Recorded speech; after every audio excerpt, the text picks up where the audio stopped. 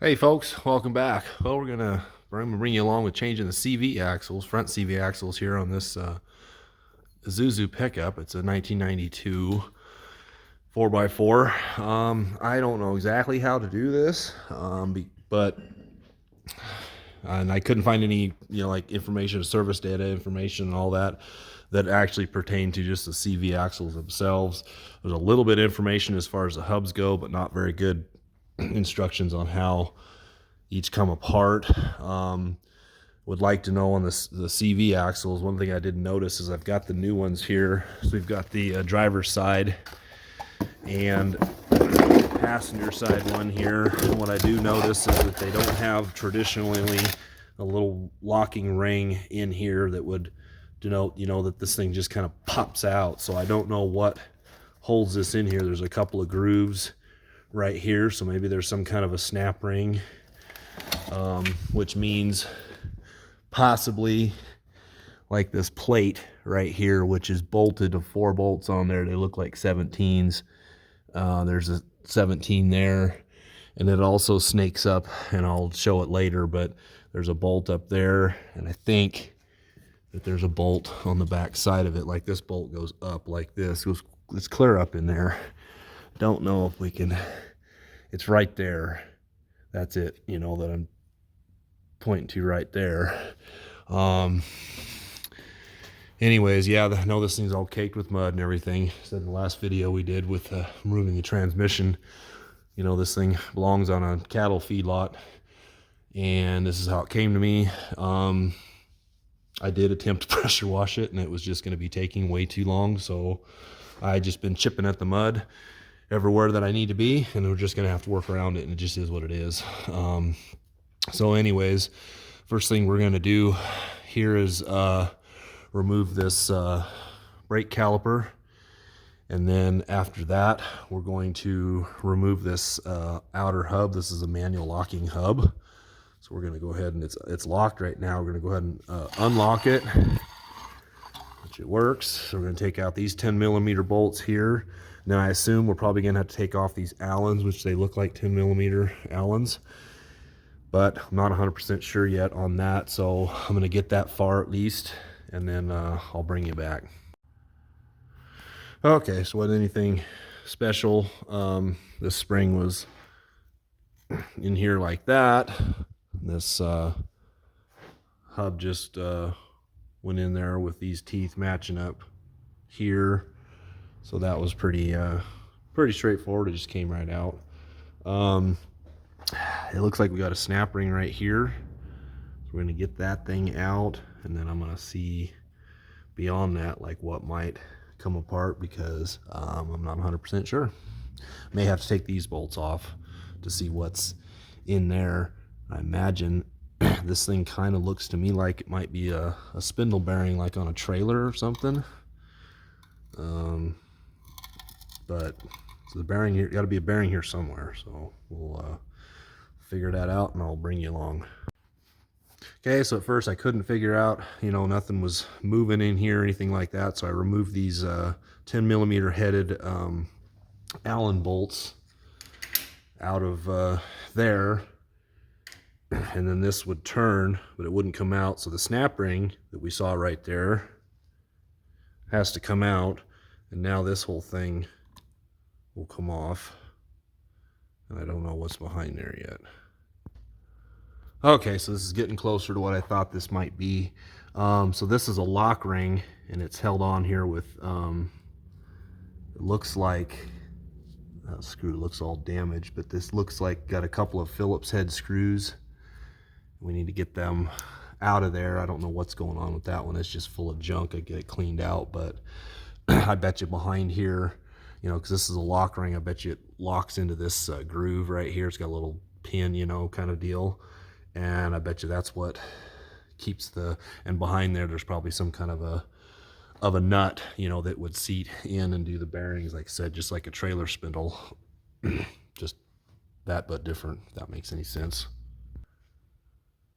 Okay, so these two came out. This one I told you was pretty damaged.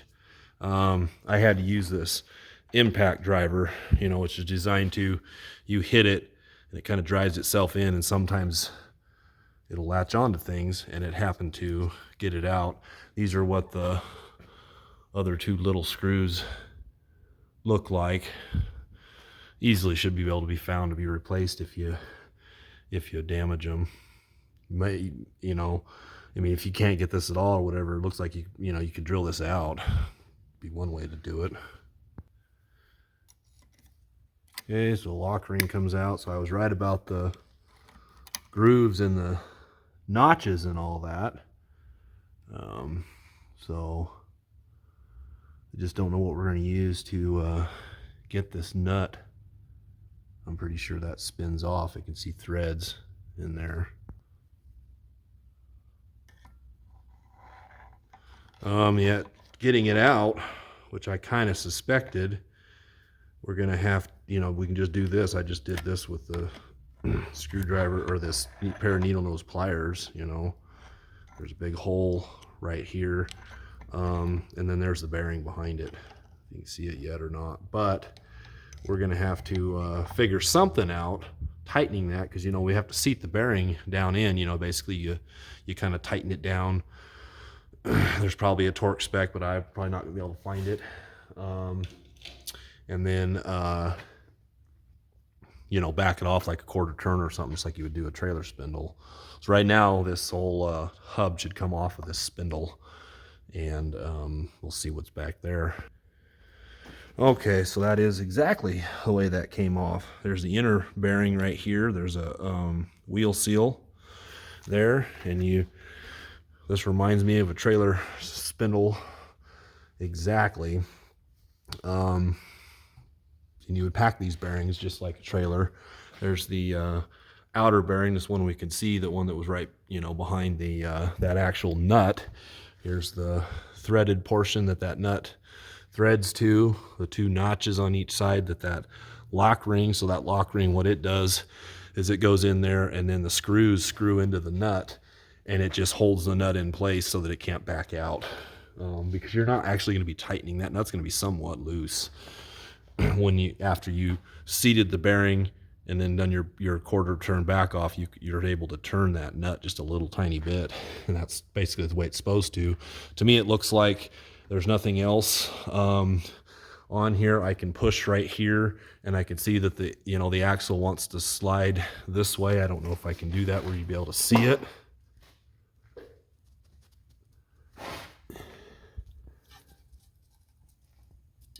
So yeah, now we just have to figure out how this thing comes out of here, other than the fact we are going to have to get this steering knuckle off. So probably going to have to get this upper and lower ball joints loose and go from there, and then we should be able to take this whole knuckle. I'm not going to take it off of here. I'm just going to let this kind of swing over out of the way, I think. Just leave that on, but if you want to take it off, go for it. You may have to anyways, I don't know. We're going to get this nut off of here. I don't know exactly how this ball joint works. I don't know if I can just loosen these, if that'll do that, or there's a nut underneath all that mud. We can do it that way too, so a couple different options. Okay, so that's how we've got that now. There was nothing that, held this in.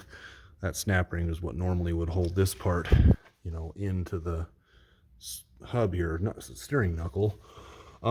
Traditionally on CV axles, you'd get a pry bar like up in here between the space there, and between what would be right here, but I don't think that's how this thing locks in there. I tried it, and it doesn't even want to budge, but behind that plate there's got to be maybe a bearing or something with maybe a snap ring on it. I don't really know.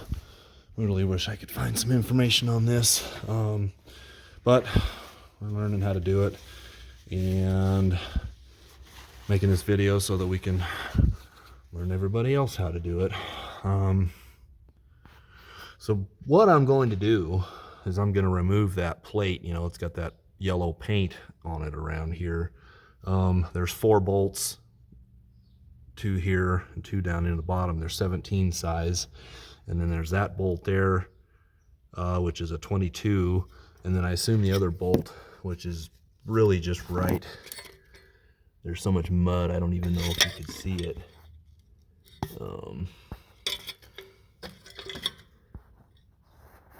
Yeah, I doubt it's in frame of the camera, but it's not focusing there, kind of.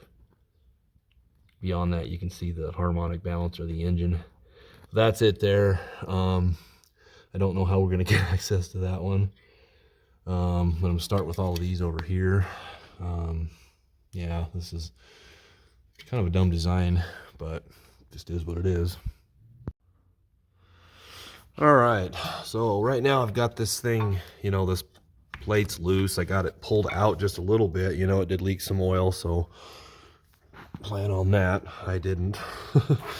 I don't know how this comes out of here yet, and I'm trying to get it far enough out to you know, there's got to be some kind of a snap ring or something on the other side of there, but I'm just not exactly sure how this comes out. I may have to remove this rubber stopper here. Looks like there's a couple of bolts, you know, 14, 15 size or something like that, that may allow this, but it's hitting up here in the frame, so I really don't know how this is going to go, but I'm going to keep trying, and I'll let you know. Okay, so far, really I've gotten in here, and this, the only thing it's hitting on is up here at the frame. It's like the axle needs to be lowered down. So the next thing I did was I removed this skid plate deal. There's 2 bolts that went up through here on either side, and then it had 4 bolts that were through bolts with a nut on each side that went through these holes here. This allows a lot more access in here. So the one I'm going to try to do is that here is the same plate we're dealing with. Let's get a light. All right, so here's the same plate we're dealing with on the passenger side, which this is the driver's side. Basically, it's what holds this axle in here to the frame. It's a really stupid design, but you know, that's just, I mean, it just is what it is. I mean, it's a good design as far as holding the axle to place, but why do you have to remove it to just replace the CV axle? But anyways, what we're going to do now is we're going to take the big bolt, that one right there, and that one right there. So that one, if it's just like the passenger side, should be just a bolt all the way through, 22 millimeters. Get it out. This one will probably have a nut on the top side, and get that loose, and hopefully that will let this axle drop down some to be able to clear and get that out of the way. That's the next plan anyhow. Other than that, I don't know what to do. Okay, so that did work. Able to actually get this thing out. I think if I were to actually get it out of there, I'd have to take this steering all apart, but I'm gonna get by with the fact that it's pulled out far enough now to get that snap ring. On camera focus. So getting that snap ring out of there should enable us to pull the axle, the complete axle, out of there. There's a bearing and stuff there, so and then we're gonna have to get one of those things there and support this axle on this side. The only thing holding it up right now is the fact that the CV axle is still in there, so the axle housing needs to you know, and then we're gonna have to take apart this side, and yeah, it's a pain, but it's now doable, it looks like. So yeah, I'm gonna get that support this housing, get it raised up a little bit, get that snap ring off, and then slide that thing out, the whole CV axle. So should work that way. All right, so there's 2 snap rings. So I got the first snap ring off, which is there. Kind of see it, but it's kind of just stuck on the bearing. It slid the bearing back, and then there's another snap ring, same thing. And I thought it would be on the other side, but apparently it's not. So it's this one here in the inner groove. And get it off, see how that goes. Okay, it's out. Now this stupid thing came out. So the way this goes is this part will have to go back up in there because it only came out now that the axle's out. This will slide through like this, and then the seal will be here. It'll go on right there, and then your first snap ring will go on. Then the bearing, make sure the bearing went this way, and it you'll have to clean the shaft up a little bit, but it's a little bit of a tight fit. I kind of had to take a screwdriver, a little pry bar, and pry it out. And then after that, your second snap ring goes on, so you're gonna have two snap rings around this bearing on either side of it. But that was the only way I could get all of this apart. Yeah, I didn't know of another way, because this piece here, you know, the frame went right in here like this, and I could not get this to lower, turn, or anything because everything was hitting right here. Maybe the steering shaft would have allowed this to go up a little bit more. I don't know, but it was actually easier to do what I did than to remove all those tie rod ends and whatnot. So anyways,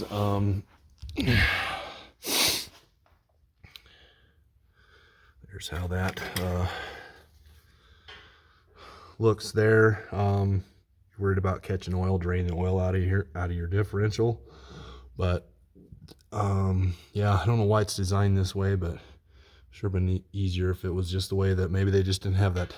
I think they sure had that technology like regular CV axles did, or it would have been nice if they'd have just put a flange or something on the outside of here, just like Chevy pickups and stuff. I don't know, but that's the way it was. That's what we had to deal with. So basically now what we need to do is we need to get this side tore apart, and then we're pretty much already disassembled with this part here. So we just need to take these 4 bolts out, and I'll show that, you know, kind of as a little bit better than I did. We're actually missing a bolt up there anyways, but I'll show this a little bit better maybe when I get to that point. But right now it's just remove the wheel, remove the hub, remove the steering knuckle just like we did on the passenger side, and then hopefully we'll be able to, you know, remove these bolts, pull this thing out just enough to get this to clear. And then I'll probably have to, at this point, I'll probably have to you know, find a way to strap the axle up or something like that, because it's probably not going to balance on this thing here. But I want to get this side done too, because I don't want to run into the same thing on this side as I'm running into here when I get all this side put back together and then I go to this side and I can't get it out. I don't know. That's not what I want. I just don't want to do that. So anyways, it looks to me like I've seen a couple of videos actually on the Isuzu Rodeo, which I think is pretty similar to this, but they were only doing the driver's side, so maybe this driver's side one comes out a little farther and easier. I don't know. But this passenger side one I had trouble with. Found a way around it, and hopefully it's helping you out some. So we will continue this in part 2 and go from there. Thanks for watching.